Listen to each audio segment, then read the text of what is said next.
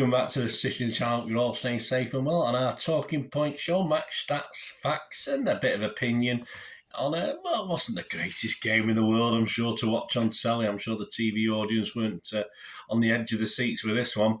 We're talking City 3, Sheffield United 0, of course, FA Cup semi-final at Wembley, 22nd of April 2023. Won't bang on about whether these things should be at Wembley. That's for another vlog. This is just looking back at the game.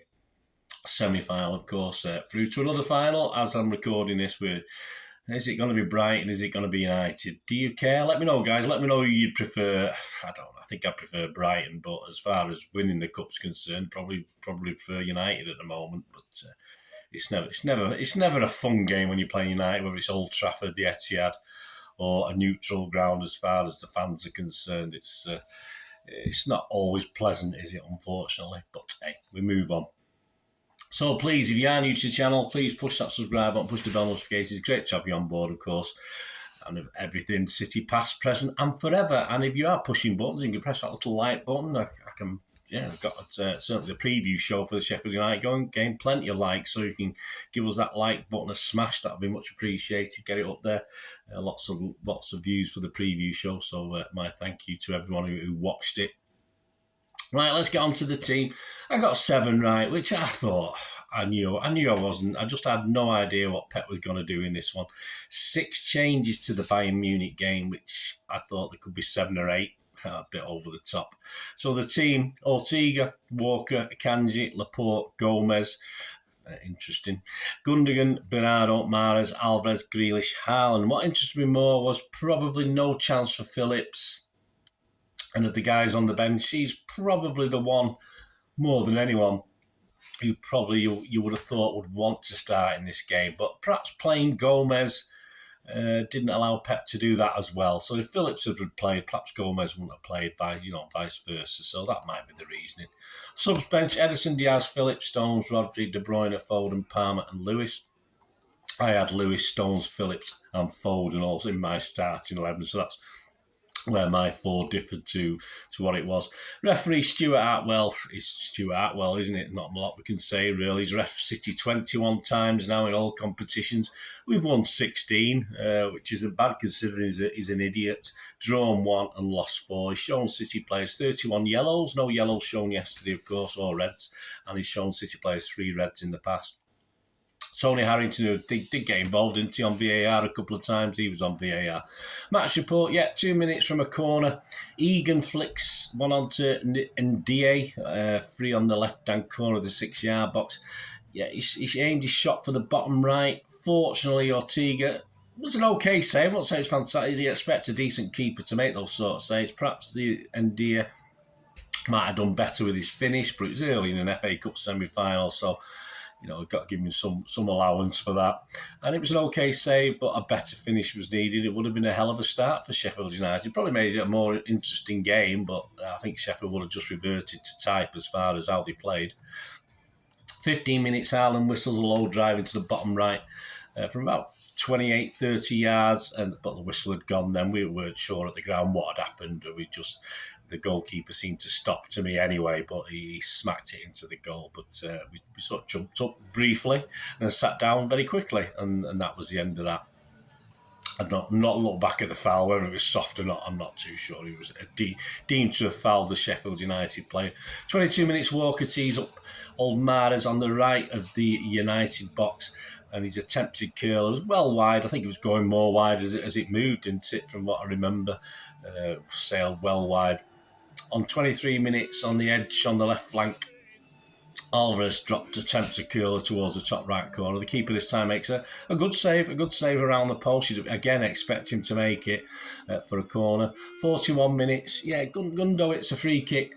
Silva, he's sort of air shot, isn't he? He has a swing at it. It looks quite comical. And while we're still laughing, of course, the ball comes down again.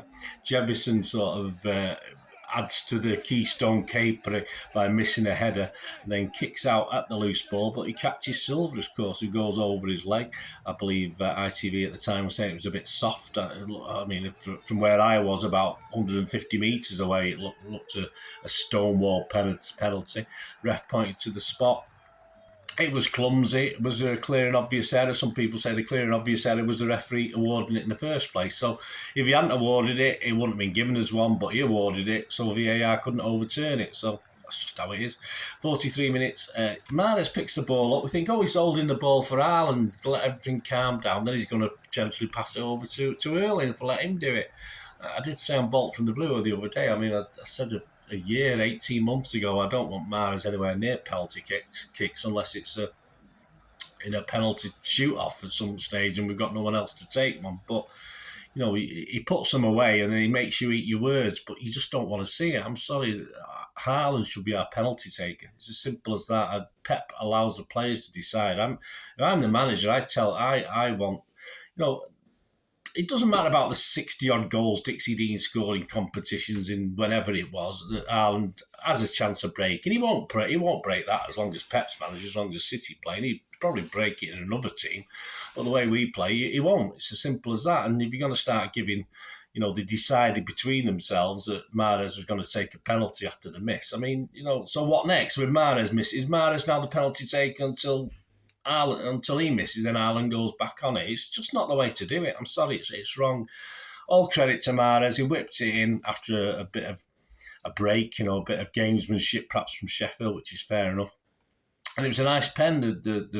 The keeper went the wrong way, but it was right into the side netting, so it was a cracking penalty, whipped in with his left foot. So great penalty, and it did help him obviously towards a wonderful achievement himself, Mahrez. But I'm just not happy. I'm just not happy that Haaland hasn't took it, didn't take it. Anyway, 1-0 at half time. You can't see Sheffield United coming up. Apart from that first 5 or 10 minutes, they offered nothing. So into the second half, again, similar sort of thing. Sheffield getting Ben behind the ball, not hoping for the odd break, but not really coming. 56 minutes, a little bit of space for Gomez, who, again, after that bit of a nervy 5 or 10 minutes, came into it more as he grew in confidence and moved more into the middle. He took a shot and the ball took a deflection, looping towards the right-hand edge of the box. And, yeah, you just thought, I thought from our angle, because that was up our end then, I just thought Haaland was going to get there. I just thought he had time to get there. Even watching it back, I managed to watch it back once on the coach back to Manchester. And yeah, I just still thought he could have got to it. He didn't, and he hit the side netting with it. But it just looked as though he could have done better. I'm being a bit harsh, I'm being a bit critical, but I just thought that was a goal because the Sheffield United player, of course, I think it was Robinson, tried to usher it out, and that just wasn't happening. And I thought Haaland had seen that, and I thought he might have done better with it. But I'm being ultra critical, of course. 61 minutes. Mahrez steals the ball off low in the centre, around about in the centre part of the pitch, drives down the middle, and it looks as though it might come to nothing. But then you've got Haaland and Alvarez doing little shimmies either side of him. The Sheffield defenders have absolutely no idea what they're supposed to be doing, who they're supposed to be marking, and just suddenly a big gap, just like the pass in the Red Sea, suddenly a big gap appeared for Mahrez just to simply slot it home. It was really odd. But of course, the confusion and trepidation of those poor Sheffield defenders, and he just strode in and took it perfectly. Once he had that opportunity, and once the old Red Sea had opened and not shut behind him, he'd put the ball in the net. So it was 2-0. I say it was over a 1-0, but 2-0. 66 minutes, Grealish dribbles, I don't even know how to pronounce his name, Amadotzik down the left. And then he just simply stops and sort of pulls it back for Mahrez, who opens his body. And in fairness, the goalkeeper got a good hand to it. I thought he could have done a little bit better because if Mahrez had put it another 3 foot to the right, it would have nestled into the side netting like his penalty. But I thought the referee got a good hand. The goalkeeper got a good hand to it. I thought he could have done better. But it was a Mahrez hat-trick and the first City player ever to do so at Wembley. So all credit to him. As I say, I'm glad for him for the fact he got the first penalty. But that doesn't stop me being a bit annoyed. But all credit to him, fantastic achievement. 67 minutes, Grealish and Haaland made way for Foden and Palmer. 75 minutes, Gundogan goes off, Phillips comes on. 81 minutes, Rico Lewis comes on for Silva. I mean, I'm rushing through these because there's not a lot more happened. It was always looked as though City would add to the score rather than Sheffield United get anything back. 90 plus 2, I think Palmer zoomed down the left. whipped a ball. He had a quite lively time. He was on the pitch. And Foden seemed to be at the back post ready, but I don't know if he was caught admiring his appendix scar. Not too much, but it looked a little bit slow, where he perhaps could have put his body on the line and attacked the ball, and he might have hit the post. He might have run into the post afterwards. But hey, you've only had your appendix out. Don't be mad. But anyway, it came to nothing. As I say, Sheffield United brought on lots of different players. Hopefully they got a run out at Wembley, which is always nice for teams that don't go there as often as other teams. So it ended 3-0, of course. Match stats, not prolific. City 14 shots, 4 on target. Sheffield 4 shots, just a 1 on target, which is a very early save from Ortega. 79% possession, sounds about right. 746 passes for us, 209 for them.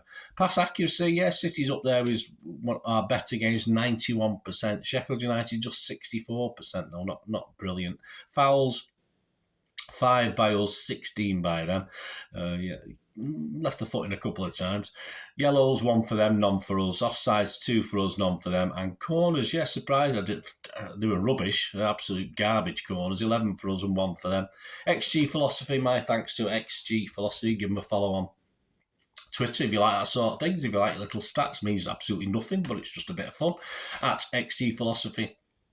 City 2.37 and Sheffield United 0.38. So now in the FA Cup, yay, we've won one. In the FA Cup, our overall record against Sheffield United now reads played 7, won 1. Yes, we've won 1, drawn 2 and lost 4. But we're still behind on the goals, which you would expect. We've scored 5 and we let 9 in. So we're going to have to play them a few more times in the FA Cup to get that statistic improving.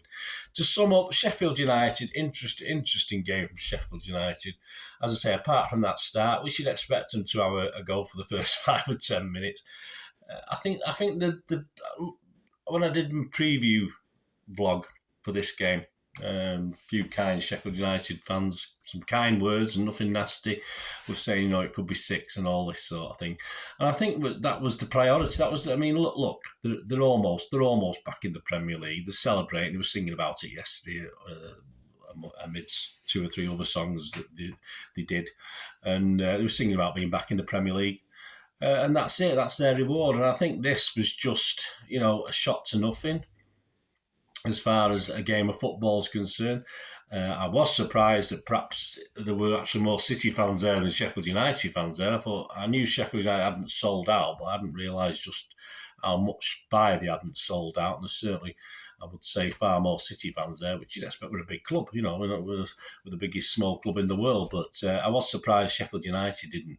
But then you get the Sheffield Wednesday fans slagging them off, saying they would have sold out and all this. Like, we get slagged off anyway, so it doesn't matter. If we sort of had a couple of empty seats, we would have got picked up on it. But yeah, I think the Sheffield United accepted it was a hell of a, look, we've got promotion. This is just a free hit, and I think they played it like that. I think they played it not to get spanked. It's as simple as that. If they could keep it at 0-0 or even the 1-0, even at 1-0 they didn't change the tactics too much. Because you can always nick one, can't you? And that was the tactics on the day. And you can't blame Sheffield United. I'm not going to blame them at all for doing that. We did have weaknesses. Obviously, we had no Rodri in the middle. We had Gomez on the left, and I'm not going to pick on Gomez, but he's a weakness, and other teams have used that weakness. Perhaps tactically they were a bit naive at times, but yeah, they just didn't want to get spanked. It's as simple as that. All right, 3-0. Would you call that spanking? No, I think they got out of it with a little bit of credit. Some guys got time on the Wembley pitch, which was nice. The fans, I think, were okay. We're fine. The City fans were saying we're not going to get overexcited by it. You see pictures of crowd images when a goal's scored. You've got to look at the context of this. City, we're not big-headed. We should be, of course, beating teams like Sheffield United in the semi-final, and we give them some respect. And I think we did yesterday. So it is what it is, and you just got to play to the level you're at and play who you're playing and get on with it. And all credit to Sheffield United. I just thought they lacked a little bit of ambition, but absolutely no blame on them whatsoever, I don't think, for the circumstances. As I say, it was 6 changes to the Bayern Munich team, so there was options from there, but I think they missed, of course, Doyle and McAtee. I'm fairly sure they missed them. It would have been interesting for them to play, wouldn't it? I think most people would have wanted those to play, in fairness, but Yeah, all credit. No, they got there in the first place, and now they're ready for promotion. So they'll celebrate that, and well done. That's all we can say. City, yeah, again 6 changes. It's not going to be smooth, is it? Interesting playing Gomez rather than Phillips. I would have thought Phillips would have played in this one. But once we got the goal, a little bit of luck in the fact it was clumsy and from nowhere, because I certainly think Sheffield could have held us to 0-0 up to half time, based on what I saw, and perhaps Pep would have had to think rejig stuff a little bit. But once we got that goal, it was only ever going to be one win, I think, anyway. Once that went in, I just couldn't see Sheffield United scoring. So we did what we had to do, give a few players a bit of time on the pitch. We've got a hell of a game coming up, of course. Of course, Pep had one eye on that Arsenal game coming up, and why haven't we? In all fairness, again, no disrespect to Sheffield United. That's just how it is. That's just how things pan out.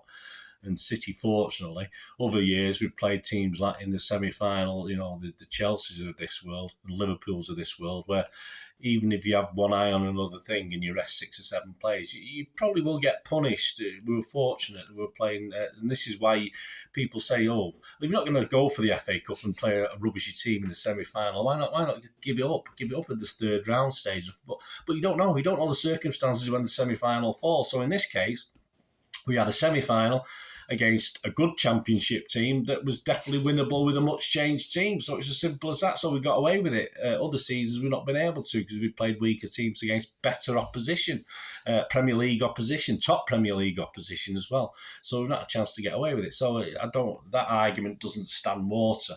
And now you've got an FA Cup final at the end of the season where, in theory, you can play a strong team because everything's sort of worked around it for the fixtures. So that's just how it is. All credit. I'm not going to have a go at Pep for playing a slightly weaker team yesterday. I think that was on the even my team was even weaker. I think that I put out. So well done. And we move on to Wednesday. So please join me for the Arsenal preview. That'll be on Wednesday. Any thoughts on yesterday? And I say all credit to Sheffield United and the fans. I think the fans were reasonable. Both sets of fans were good. A lot of families there, a lot of kids there, and that's what this is all about now. So it's just great to see, and I hope that they did enjoy the day despite that, and they've got better things to come, of course, and hopefully, fingers crossed, so have we. So let me know your thoughts, guys. It'd be great to hear from you. We'll talk about that. And, of course, please check out my player rating show on this game with Manchester Evening News' Joe Bray's comments. And, don't always agree on the scores, but I think the man of the match was obvious, wasn't it? But join me for that as well. I'll look forward to that Arsenal preview. Thanks for watching, guys. Until we meet again, that's one thing, don't I? Please stay safe, Blues. Stay safe, Blades, if any of you are watching this. I know a lot of you watched the preview show, so good luck and good luck back in the Premier League next season. Thanks for watching. Bye for now. Stay safe, Blues.